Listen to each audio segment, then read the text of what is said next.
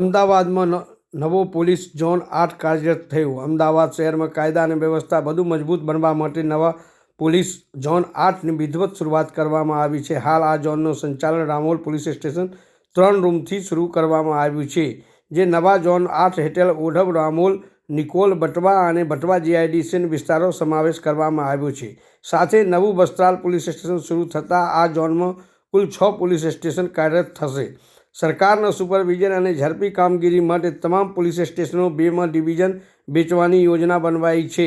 ઉપરાંત સરકારના દ્વારા મંજૂર કરેલા વધુ 3 નવા પોલીસ સ્ટેશન પણ જ્યુરિસ્ડિક્શન સુધાર બાદ ટૂંકા સમયમાં શરૂ કરવામાં આવશે. આ નવી વ્યવસ્થા અને સંવેદનશીલ વિસ્તારોમાં પોલીસનો રિસ્પોન્સ ટાઈમ સુધરશે તેમજ નાગરિકોના ફરિયાદનો ઝડપી નિવારણ શક્ય બનશે.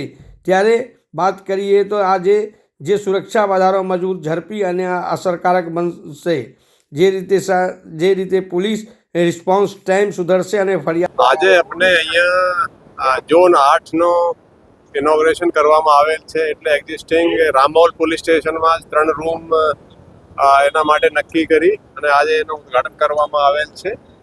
આ જે ઝોન છે એમાં અત્યારે તો કુલ 5 પોલીસ સ્ટેશન રહેશે, જેમાં રામોલ, નિકોલ, બટવા જીઆઈડીસી, રામોલ અને પછી વસ્ત્રાલ જે શરૂ થશે એ પણ એમાં જ આવશે. એટલે કુલ 6 પોલીસ સ્ટેશન થઈ જશે અને 2 ડિવિઝન, 3 પોલીસ સ્ટેશનની 2 ડિવિઝન એમાં સમાવેશ થશે. તાજેતરમાં 1 ઝોન, 3 ડિવિઝન અને 3 પોલીસ સ્ટેશનના લાસ્ટ બજેટમાં આપણે એપ્રૂવ થયા હતા અને એના ઓર્ડર પણ ગૃહ વિભાગથી મળી ગયો છે. થોડી એમાં પોલીસ સ્ટેશન જ્યુરિસ્ડિક્શનનો એક નાનકડી થોડી ભૂલ છે, એના માટે આપણે પરત મોકલ્યા છે.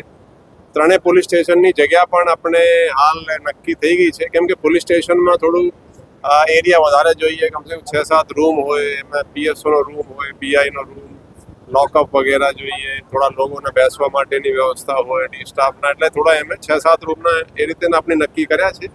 તો એ પણ ઓર્ડર ત્યાંથી આવશે ફેરફારનો, એ પણ ટૂંક સમયમાં 3 પોલીસ સ્ટેશનો પર શરૂ થઈ જશે. કેટલા મહત્વનું છે ઝોન 8 ને નવા પોલીસ? આ બહુ ઇમ્પોર્ટન્ટ છે. આ રામોલ વગેરે, નિકોલ, વટવા વગેરે એ સેન્સિટિવ વિસ્તાર છે. તો આ ઝોન બનવાથી આમ તો કાયદાની વ્યવસ્થા કાબુ હેઠળ છે, પણ એનો રેસ્પોન્સ વધશે. એટલે ડીસીપી અહીંયા હોય અને લોકો પણ અહીંયા ત્વરિત એપ્રોચ કરી શકશે અને ગ્રીવાન્સ રિડ્રેसल પણ થોડું फास्ट થશે. ऐसे ही अन्य खबरों के लिए चैनल को सब्सक्राइब कीजिए. खबरों का नोटिफिकेशन पाने के लिए बेल आइकॉन को जरूर दबाएं.